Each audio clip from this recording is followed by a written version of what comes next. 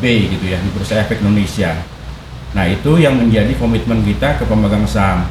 Nah inilah yang menjadi mungkin tag name-nya ya, judulnya ya gitu kan, emiten sampah bukan sampah gitu kan, karena kita adalah perusahaan pengelolaan limbah satu-satunya yang berhasil melantai di Bursa Efek Indonesia.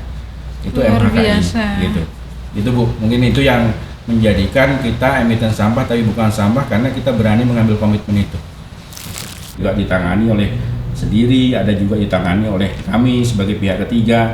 Tapi kalau di dalam konteksnya harga saham dan IPO itu memang kita satu-satunya perusahaan pengelolaan limbah yang melantai di bursa gitu. Jadi pada saat bulan Mei itu kita pernah di angka 500 dan saat ini kita stabil di average itu dalam 90 hari ke belakang itu kita di harga 230 gitu. 230, Iya. wow. Jadi 160 ke 230 ya mungkin naik sekitar ya mungkin 30% ya. Recurring itu berkelanjutan. Jadi kalau misalnya perusahaan-perusahaan besar itu kan pasti kan rutin tuh mendapatkan hasil akhir dari produksinya itu kan, limbahnya itu segala macam itu kan butuh penanganan khusus tuh. Iya. Kalau mereka tidak bisa pasti kan mencari kita nih gitu kan. Dan itu pasti berkelanjutan tuh, tidak hanya satu one shot aja gitu loh sekali gitu, tapi kan mereka berproduksi terus menerus gitu. Jadi kita harus memaintain gimana kontrak kerjanya segala macam. Nah itu sebagai suatu recurring income buat kita. Podcast Apindo Kabupaten Bekasi yang selalu menginspirasi dalam mencari solusi. Halo Sobat Apindo, selamat datang di podcast Apindo DPK Kabupaten Bekasi. Di episode kali ini kita akan membahas satu sektor yang sering dipandang sebelah mata sebenarnya, tapi justru punya nilai ekonomi yang besar dan peran penting bagi masa depan industri hijau. Banyak yang menganggap limbah itu adalah beban. Padahal jika kita kelola dengan benar, justru bisa menjadi peluang bisnis dan investasi. Hari ini kita akan berdiskusi bersama PT Multihana Kreasindo, emiten pengelola limbah yang sudah melantai di Bursa Efek Indonesia. Telah hadir bersama kita dengan Bapak Hafiz Joko Andi Laksono ya Pak ya, selaku Pak. Direktur PT Multihana Kreasindo. Selamat datang Pak, bersama dengan Ibu Mumut Mutmainah, Head of Commercial Division. Selamat datang Ibu. Selamat datang. Apa kabar Pak Ibu? Baik, Sehat ya? ya Pak, baik. Sehat. Aman ya? Aman. Sekarang cuaca sedang tidak mendukung. Berubah-berubah, kadang Iya. hujan besar, kadang petir gitu ya Pak ya. Sama ya Pak kondisi di sana juga sama sih Pak? Sama Ibu. Sama ya Pak. Ya Pak Hafiz, kita bisa mulai menceritakan singkat saja Pak perjalanan PT Multihana Kreasindo sejak awal hingga sampai dengan saat ini berdiri Pak, boleh? Baik Bu Eva, terima kasih atas kesempatannya. Jadi dengan senang hati akan saya jelaskan bahwa PT Multihana Kreasindo Tbk ini berdiri pada tahun 23 September 2004 di Bekasi. Jadi awal pertamanya itu kami fokus pada satu hal yang sangat penting, yaitu limbah yang dianggap sepele, bagaimana mengelolanya limbah industri dengan aman, legalitasnya lengkap dan bertanggung jawab. Itu yang kita utamakan, komitmen kita seperti itu. Seiring waktu, kebutuhan industri akan pengolahan limbah itu sangat penting. Jadi maka dari itu MHKI berekspansi dengan menambah fasilitas-fasilitasnya di Bekasi.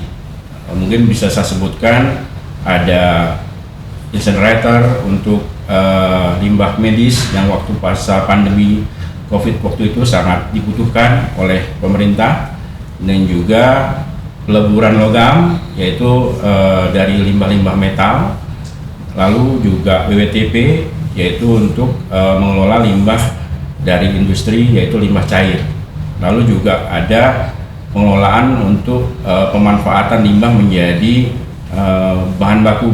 Bahan baku itu bisa jadi alternatif bahan baku dan juga alternatif bahan bakar.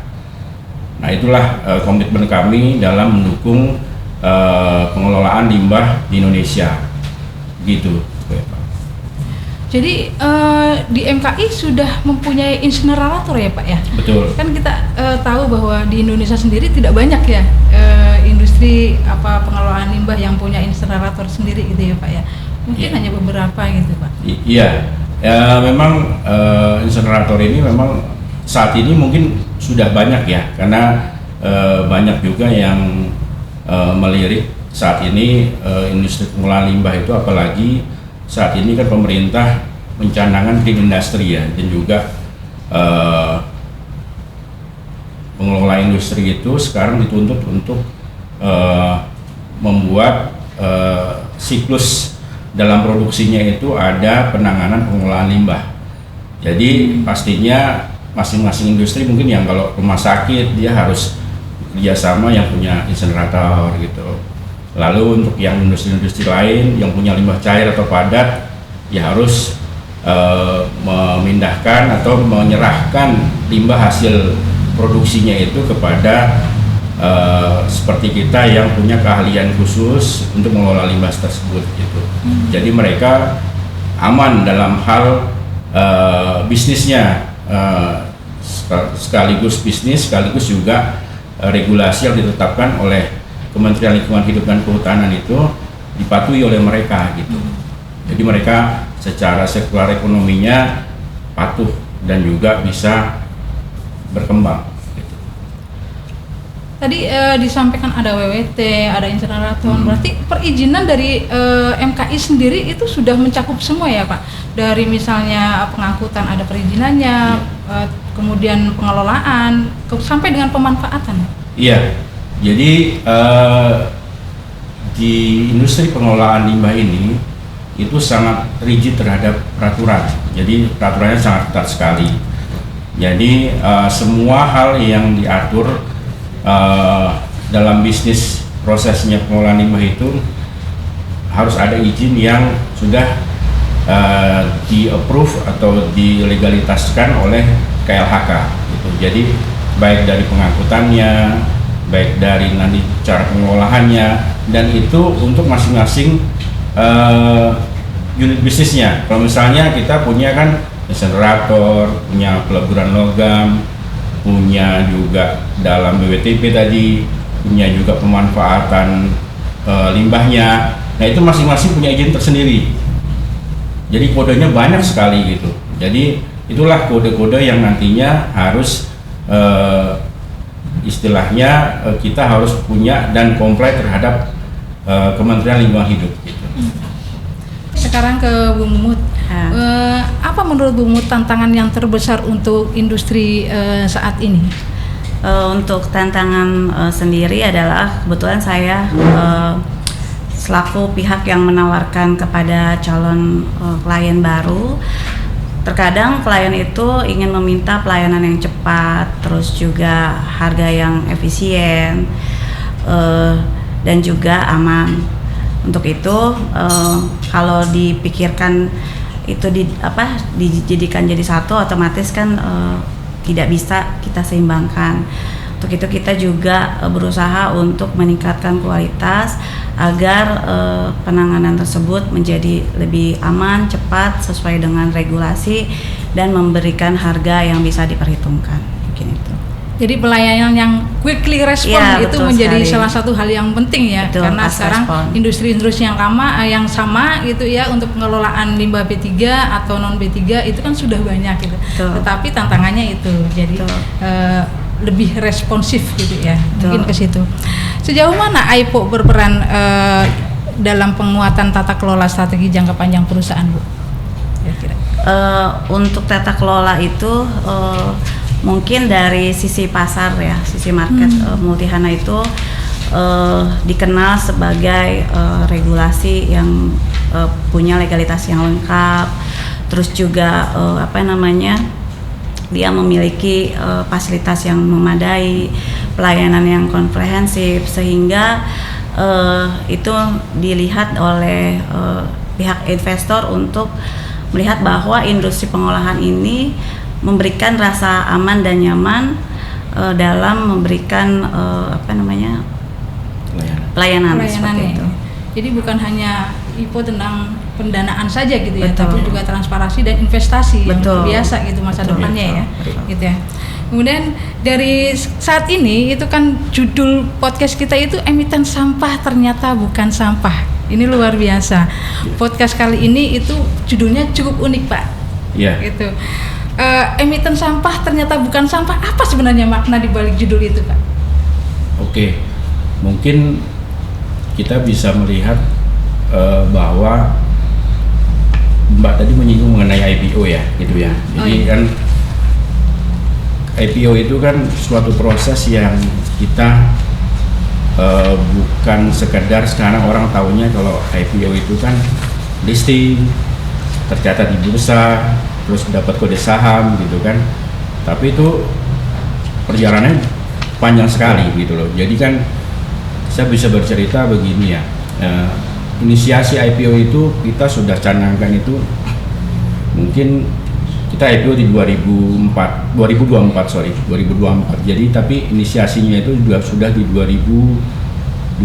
Jadi 2 tahun itu kita. 2 tahun itu kita berani nggak mengambil komitmen gitu kan. Komitmennya apa? Komitmennya ke para pemegang saham nantinya gitu loh. Jadi IPO itu prosesnya panjang. Kita bisa bercerita proses panjang itu gini. Kita harus menyiapkan tata kelola perusahaan yang baik, satu. Kedua, dari segi keuangan kita harus diaudit. Dari segi legalnya kita harus benar-benar sesuai dengan compliance pemerintah. Apalagi di dunia limbah ini kan ada aspek lingkungan, ada aspek juga nantinya ke sosial. Nah juga ada aspek nantinya juga buat industrinya yang kita ambil gitu kan. Jadi itu benar-benar kita harus siapkan itu sebelum nantinya kita memutuskan untuk IPO gitu. Nah itulah tantangan kami menjadi suatu perusahaan listing di B gitu ya, di Bursa Efek Indonesia. Nah itu yang menjadi komitmen kita ke pemegang saham. Nah inilah yang menjadi mungkin tag name-nya ya, judulnya ya gitu kan, emiten sampah bukan sampah gitu kan, karena kita adalah perusahaan pengelolaan limbah satu-satunya yang berhasil melantai di Bursa Efek Indonesia. Itu Luar MHKI biasa. gitu. Itu Bu, mungkin itu yang menjadikan kita emiten sampah tapi bukan sampah karena kita berani mengambil komitmen itu. Jadi dari IPO pendanaan itu dari tahun 2024 Iya. dengan persiapan yang luar biasa. Kan Iya. berdiri tahun 2004 ya Pak ya. 2004 gitu. Jadi kan waktu itu kan founder kami almarhum Pak Sahabudin itu melihat bahwa potensi MHK ini akan menjadi besar bila kita bersinergi dengan semuanya gitu, pemegang saham, stakeholder gitu. Karena misi beliau adalah membangun MHK menjadi perusahaan global tapi berwawasan lingkungan dan juga masuk ke dalam green industry gitu. Jadi mimpi beliau itu besar sekali. Nah itulah salah satu langkah utamanya yaitu kita melantai di bursa.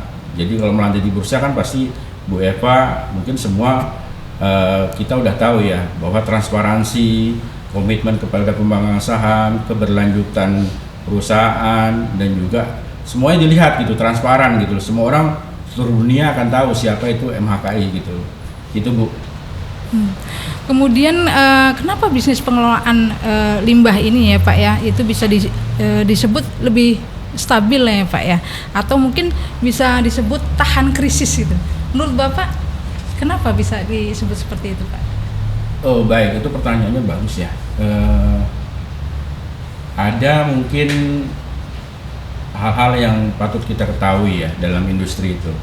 Pasti kan sekarang apalagi kan udah dunianya global ya.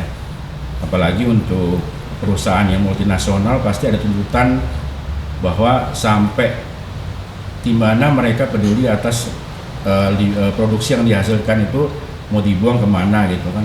Apalagi kalau kita ekspor ke dunia gitu kan, pasti kan dituntut kamu hasil akhir dari produksinya itu residunya diapain gitu loh, dikelola atau dibuang atau nggak diurusin gitu lah misalnya gitu. Nah, salah satunya tadi Ibu kan kenapa industri limbah itu tahan ya terhadap krisis.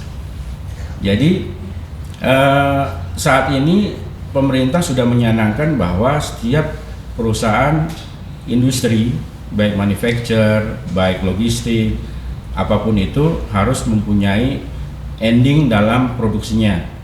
Pastinya mereka mencari pengelola limbah. Nah, itulah.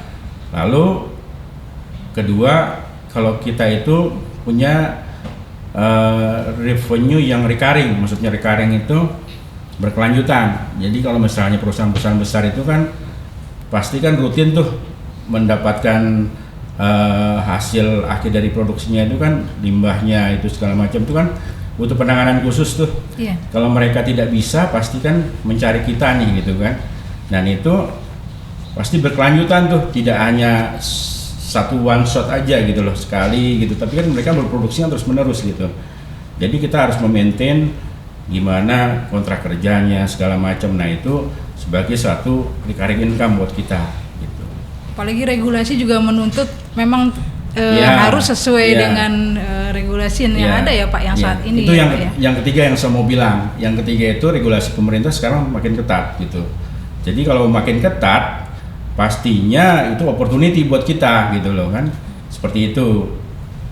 Tapi jangan sampai itu menjadi beban ya Pak. Tapi tantangan terbesar mungkin ya Pak ya, regulasi yang berubah-ubah itu. Iya, itu tantangan terbesar buat kami karena kita harus terus berinovasi Bu, gitu. Terus berkarya lah gitu. Dalam industri limbah ini kan setiap tahunnya industri berkembang, teknologi berkembang gitu kan. Mungkin limbah yang dihasilkan mempunyai kandungan karakteristik yang beda-beda gitu loh kan. Karena kita dalam menentukan limbah itu bisa diolah di tadi unit bisnis yang saya sebutkan tadi itu kan kita punya R&D-nya gitu. Jadi kita masukkan dulu sampelnya, karakteristiknya seperti apa gitu kan. Nah, itu kan karakteristik itu berubah-berubah tergantung dengan teknologi yang dipakai oleh penghasil limbah itu sendiri gitu. Kalau Bu Mumut melihatnya bagaimana Bu? Bagaimana Bu Mumut melihat prospek pasar pengelolaan limbah ke depan, khususnya ya di Indonesia gitu? Prospeknya sangat bagus sekali karena tadi yang terkait si perusahaan itu sudah pasti menghasilkan limbah maupun dari industri manufaktur, terusnya juga otomotif, makanan itu pasti menghasilkan limbah yang mana mereka butuh limbah itu dikelola dengan baik sesuai dengan regulasi yang ada di Indonesia. Makanya perusahaan itu pasti butuh kami Bu dalam pengelolaan limbahnya seperti itu. Apalagi tadi Bapak sekarang tadi sampaikan bahwa regulation itu juga sebuah tantangan pasti bagi perusahaan-perusahaan, hampir semua perusahaan itu juga mereka kan penghasil limbah gitu. Berarti kan harus tahu sampai dengan pemanfaatan itu sampai dengan selesai gitu ya. Dan harus mengikuti regulation di audit juga ya Pak ya. Betul. Jadi bukan hanya yang di MHK-nya saja di audit tapi juga penghasilnya gitu ya. Apakah dia itu tahu sejauh mana limbah ini dibuang gitu, dimanfaatkan sejauh mana gitu, seperti itu ya Pak ya. Iya, betul sekali. Jadi untuk industri limbah yang Bapak mungkin ada mendukung ESG ya Pak, ESG gitu ya, atau industri hijau saat ini. Itu bagaimana Pak dengan MHK? Kalau MHK sendiri kan dengan sudah listing di Bursa Efek Indonesia itu kan komitmennya pasti sudah jelas ya ke pemegang saham, terutama ke pemegang saham dan juga nantinya ke pelanggan gitu. Jadi apalagi sekarang di dunia industri saat ini kan yang tadi saya sebutkan itu kan sudah green industry ya. Green industry harus terlibat juga dengan ESG tadi, environmental, social, dan government-nya, dan juga circular economy. Nah, dari pertanyaan Mbak tadi mengenai ESG itu, satu, kalau environment-nya kita harus peduli terhadap lingkungan. Misalnya kalau misalnya kita mau ekspansi nih gitu kan, membangun pabrik baru, kita harus tahu tuh radius berapa dengan warga. Nah, radius berapa dengan warga dan juga bagaimana culture warganya. Kita kan akan masuk tuh untuk sosialisasi dulu, untuk memberitahu bahwa ini limbah industri itu penanganannya seperti apa. Nah seperti itu. Kalau sosial ya kita juga harus terlibat dengan ya tadi CSR misalnya, kita steelingnya gitu kan, misalnya membuat misalnya kalau misalnya daerahnya industrinya masih agak di pedesaan gitu kan, mungkin ya kita literasi, misalnya literasi untuk membaca, literasi untuk mengetahui impactnya apa sih kalau limbah ini gitu, ya edukasi lah gitu loh. Nah untuk yang government ya itu kita ke GCG gitu, GCG-nya kita gimana gitu loh, tata kelola perusahaannya itu baik enggak gitu loh dalam hal komitmen terhadap pemegang saham dan juga komitmen terhadap pemerintah, compliance-nya seperti apa gitu loh. Karena kan itu transparansi, lalu juga tercatat, lalu juga diaudit, berani untuk diaudit untuk penanganan limbah ini gitu. Jadi kita ada rutin ya Bu Mumut ya. Betul. Nah jadi rutin untuk diaudit juga, dan berani juga kalau misalnya pelanggan ingin menyaksikan kita mengelolanya seperti apa. Nah itu ada tuh aturannya Mbak gitu loh. Jadi kalau misalnya kita mendapatkan penghasil nih gitu, mereka nanya gimana sih caranya kamu untuk menetralisirkan limbah kami itu seperti apa sih gitu. Silahkan lihat ke pabrik kami gitu. Nah ada itu invitationnya, mereka minta diundang untuk menyaksikan kita gimana caranya melebur, gimana caranya kita mengelola limbah cairnya, itu ada. Jadi kita terbuka gitu Bu. Jadi itu semua yang dari government atau mungkin perusahaan-perusahaan yang memang kita sudah transparan gitu ya Pak. Kalau memang mau melihat itu yang di situ pengelolaannya itu seperti apa, entah pencucian, peleburan seperti tadi, itu bisa ya Pak. Betul, bisa. Okay. Bisa. Atau mungkin dari sisi environment itu bisa kolaborasi dengan sosialnya, itu kan kalau misalnya di tepi pantai misalnya pabriknya itu bisa nanam mangrove itu seperti kita sudah melakukan itu. Sudah melakukan itu ya, dan itu berjalan setiap tahunnya itu konsisten ya Pak. Iya, kita ada programnya juga, tanam mangrove, terus ke yatim piatu atau ke SD gitu untuk literasi membaca. Saat ini kan ya digaungkan juga Indonesia krisis untuk membaca ya. Menurut saya itu juga gitu kan.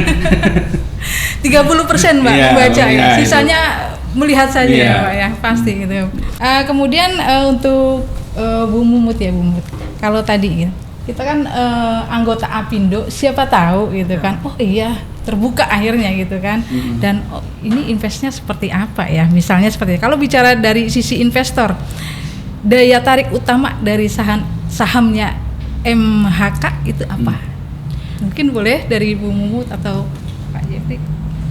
Oke, Bu Mumut mau coba jelasin, nanti saya. Kalau dari sisi investor tadi ya, memandang kita adalah bahwa perusahaan pengolah limbah itu pastinya tidak akan habis dalam mengelola limbah. Itu memberikan rasa aman kepada investor bahwa si pasarnya itu tidak akan pernah hilang, Bu. Jadi selama pabrik itu berjalan, otomatis pasti menghasilkan limbah. Kalau dari Bapak? Mungkin saya menambahi ya. Tadi yang sudah saya sebutkan juga. Tadi kan berarti kan resistensi terhadap krisis kan kuat ya gitu. Lalu ya yang kedua pastinya kan tadi recurring income. Jadi kan semua saat ini investor kan bisa melihat tuh laporan keuangannya MHK seperti apa tuh di websitenya MHK, karena kita terpublish lah secara transparan gitu. Jadi mereka bisa lihat MHK bertumbuh atau tidak gitu kan. Lalu yang ketiga ya mereka akan tahu kan gitu, regulasi pemerintah sekarang makin ketat gitu. Jadi perusahaan-perusahaan yang baru berdiri pun sekarang udah memikirkan gimana sih bisnis prosesnya saya gitu, rantai bisnis saya dari produksi sampai nanti penanganannya itu di mana limbahnya gitu kan, pasti mereka mencari seperti kita gitu. Nah yang keempat ya kita akan tumbuh ekspansi MHK-nya gitu kan, kita nggak mau juga hanya di Bekasi aja gitu. Nah saat ini kan kita juga sedang mendirikan pabrik di Lamongan gitu. Jadi Lamongan, kan mereka Jawa Timur. Ya Lamongan Jawa Timur. karena kita melihat prospek di sana sangat baik. Nah, jadi kan itu pun juga kan masuk dalam media pastinya gitu kan, bahwa MHK akan ekspansi ke Lamongan. Nah, itu menumbuhkan rasa aman dan percaya investor bahwa MHK ini bukan stagnan aja di Bekasi tapi berkembang gitu. Dan juga yang terakhir yang tadi yang baru saja saya jawab mengenai ESG investing gitu loh kan. Ya, jadi mereka itu juga para penggiat industri itu harus juga saat ini ditekankan untuk ESG investing gitu loh. Jadi apalagi yang produknya diekspor ya, pasti kan dunia itu kan melihat sekarang udah green industry. Mereka lebih welcome untuk perusahaan-perusahaan yang ikut serta caring terhadap lingkungan gitu loh. Jadi nanti mereka akan merasa aman dan ikut dalam program ESG itu gitu, karena dunia udah melihat bahwa kita masuk dalam dunia green industry saat ini gitu. Itu yang membuat mereka aman dan juga yakin kalau misalnya mereka berinvestasi di MHK. Seperti itu. MHK juga memfasilitasi ekspor juga, Pak? Iya. Berarti perlu dengan perizinan perindustrian, perdagangan, Iya. atau mungkin Karena kita, ya? iya, karena kita bicara ekspor tadi, kita revenue streamnya ada dua. Revenue streamnya ada dua, dari jasa dan juga produk. Nah, produk itu dihasilkan dari tadi fasilitas peleburan logam, metal itu. Kita punya produk yang namanya ingot. Nah, ingot itu juga ada grade-grade-nya gitu loh. Nah, jadi kita itu diekspor dan juga di lokal gitu. Seperti itu. Jadi pastinya kita memberikan seperti Bu bilang pelayanan yang terbaik. Mereka pasti aman bila menggunakan MHK. Tapi itu yang non B3 saja, Pak? Atau B3 juga sama? Iya, Ada kita kan fasilitas ekspor pengolahan limbah industri kita di bahan bahaya dan beracun dan juga non B3-nya juga, B3 dan non B3. Berarti juga bisa diekspor ya, Pak ya, untuk yang ya pastinya ada notifikasi dan lain sebagainya gitu, Iya. Pak, diperlukan itu. Betul. Kemudian yang tadi Bapak bicara tentang trennya ESG investing nih, Pak, nih. Itu turut mendorong minat investor terhadap saham. Apakah itu juga mendorong di investornya terhadap saham emiten limbahnya, Pak? IMSG-nya. Pastinya. Jadi gini, pada saat mungkin saya cerita pada saat kita IPO itu kan kita pembukaan penawaran saham itu di harga 160 ya, gitu. Jadi ada periode tertentu kalau nggak salah di bulan setelah April kan kita IPO itu kalau nggak salah saya ingat 16 April 2024 ya gitu. Jadi di bulan Mei itu kita sempat di atas 500 saham kita. Berarti itu menandakan apa? Menandakan kepercayaan pemegang saham, kepercayaan investor kepada MHK. Jadi banyak yang membeli saham MHK. Itu Gitu. dalam kurun waktu yang singkat ya, Pak ya? Iya. Sudah langsung Karena 500. belum ada perusahaan yang peduli, maksudnya bukan perusahaan yang peduli ya, maksudnya perusahaan limbah yang masuk ke dalam lantai bursa itu belum ada saat itu. Jadi kita memang pionir gitu. Kalau perusahaan pasti peduli terhadap limbahnya, tapi mungkin kan mereka penanganannya bagaimana masing-masing ya gitu loh. Ada yang juga ditangani oleh sendiri, ada juga ditangani oleh kami sebagai pihak ketiga. Tapi kalau di dalam konteksnya harga saham dan IPO itu memang kita satu-satunya perusahaan pengelolaan limbah yang melantai di bursa gitu. Jadi pada saat bulan Mei itu kita pernah di angka 500 dan saat ini kita stabil di average itu dalam 90 hari ke belakang itu kita di harga 230 gitu. 230, Iya. wow. Jadi 160 ke 230 ya mungkin naik sekitar ya mungkin 30% ya, mungkin 30-40% gitu. Kayaknya sahabat Apindo mulai mikir-mikir nih, tertarik. Mudah-mudahan besok-besok mungkin ada beberapa pertanyaan datang ke Apindo gitu ya. Silakan. Nanti ada. Jadi artinya ini bukan saham yang hanya spekulatif gitu, tapi juga berbasis bisnis real dan berkelanjutan, Pak ya, Iya. Ibu ya. Oke. Kemudian Bu, tantangan lagi Bu, yang paling besarnya dihadapi MHK yang dihadapi ke depannya gitu, mungkin 5 tahun atau 10 tahun ke depan gitu. Selain regulasi, tadi kan regulasi itu juga tantangan terbesar juga gitu, salah satunya gitu ya Pak. Mungkin untuk ke depan banyak sekali sekarang berdatangan kompetitor seperti kami, Bu. Artinya di sini kami akan memberikan salah satu fasilitas. Jadi kita terus berimprovisasi terkait fasilitas, Bu. Jadi misalnya kan kita tadi di Pak Hafid yang sampaikan saat ini kita punya insinerator, punya smelter, punya WWTP. Mungkin ke depan kita bisa mengolah dari saripati limbahnya, Bu, menjadi produk gitu. Disitulah memang keunggulan kami sebagai pengolah limbah. Jadi kita bukan hanya membersihkan, tetapi kita bisa menghasilkan dari limbah menjadi material baru seperti itu. Kemudian masih banyak perusahaan kan yang belum sadar pentingnya pengelolaan limbah sebenarnya Bu, gitu ya. Kadang-kadang di berita juga suka ada gitu, buangnya kemana gitu, pengelolanya siapa, tidak bertanggung jawab gitu, saling lempar dan lain sebagainya. Audit juga saya tidak tahu apakah ada atau tidak gitu, ada tapi bagaimana kelanjutannya seperti itu ya Bu.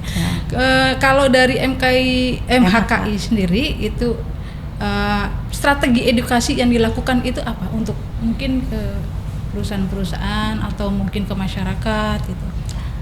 Mungkin kalau untuk edukasi kita buat seminar biasanya, Bu. Kita buat seminar dari kerjasama juga dengan KLHK, pentingnya dalam penanganan limbah seperti apa. Jadi di izin kami juga terstatement untuk sistem penanganan limbah. Jadi si customer itu dikasih tahu bahwa ini limbah padat, limbah yang punya karakter korosif, terus mudah terbakar dan lain-lain. Nah, itulah yang penting bagi kami untuk memberi edukasi terhadap si customer supaya limbahnya itu juga bisa tertangani dengan baik gitu. Jadi jangan dicampur-campur karena nanti kalau misalnya limbahnya dicampur-campur otomatis kan berbahaya ya. Jadi itu. Bukan hanya menerima untuk pengelolaannya saja gitu ya, tetapi juga ada kewajiban untuk mengeducation gitu, apalagi untuk yang penanggung jawab limbah B3-nya atau mungkin operatornya mungkin ya. Mungkin ada sertifikasi gratis gitu.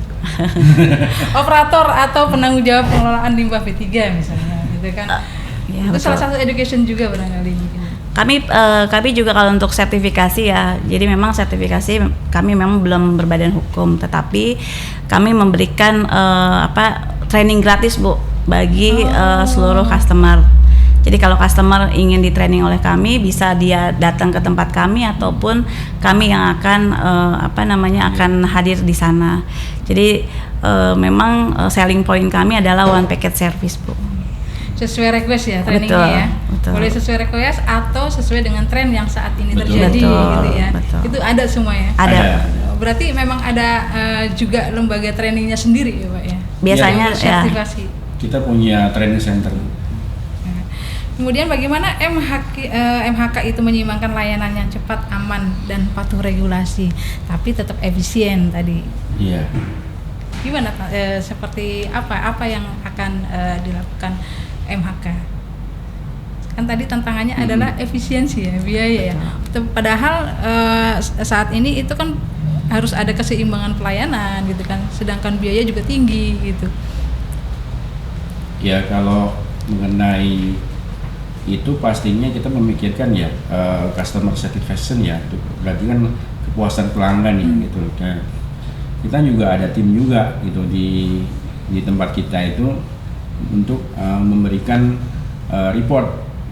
Pastinya saat ini ke Bu Mumut sebagai di bagian komersial ya, ada timnya Bu Mumut itu pelanggan mana yang komplain, penanganannya seperti apa yang kurang, itu kita akan report gitu loh. Jadi evaluasi tetap kita jalankan reguler setiap bulan ya Bu Mumut ya. Betul. Nah setiap bulan kita evaluasi pelanggan mana yang misalnya meminta servisnya harus diperbaiki atau kecepatannya harus diresponsifnya lebih cepat gitu.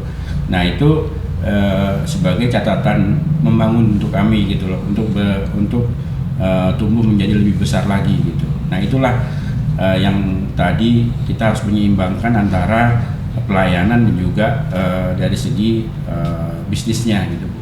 Seperti itu. Berinovasi dan berekspansi ya. Iya. Luar biasa. Oke, sepertinya Sobat Apindo pasti makin penasaran. Kalau ingin bertanya-tanya lebih lanjut Pak tentang investasi ini, Iya. bagaimana kami bisa menghubungi Pak? Baik. Atau caranya seperti ya. apa gitu? Oke, untuk para penggiat industri dan juga para Sobat Apindo, bila nantinya memang berminat untuk memiliki sebagai pemegang saham atau owner dari MHK, mereka kan pasti owner daripada MHK karena pemegang saham gitu, bisa menghubungi ke corporate secretary kami, nanti mungkin bisa ditayangkan di bawah. Nanti kita tanyakan di bawah ini. Oke, luar biasa. Terakhir dari saya, hari ini kita belajar bahwa apa yang sering disebut sampah ternyata menyimpan peluang besar, baik bagi industri, lingkungan, maupun dunia investasi. MHK adalah contoh bahwa dengan visi yang jelas, pengolah limbah bisa menjadi sesuatu yang strategis dan bernilai tinggi. Terima kasih kepada Ibu Mumut dan Pak Hafiz dari PT Multihana Kreasindo yang sudah berbagi insight buat kami semua dan para sahabat Apindo. Oke, untuk diskusi hari ini sangat menarik. Saya simpulkan bahwa industri pengelolaan limbah bukan sekedar kewajiban, tapi justru sektor strategis tadi di masa depan yang cerah bagi industri, lingkungan maupun investor. PT Multihana Kreasindo menjadi contoh bahwa dengan visi yang jelas dan komitmen yang kuat, limbah bisa diubah menjadi nilai. Terima kasih Pak. Itu saja Sobat Apindo, sampai jumpa lagi di episode podcast Apindo mendatang. Sampai jumpa. Podcast Apindo Kabupaten Bekasi yang selalu menginspirasi dalam mencari solusi.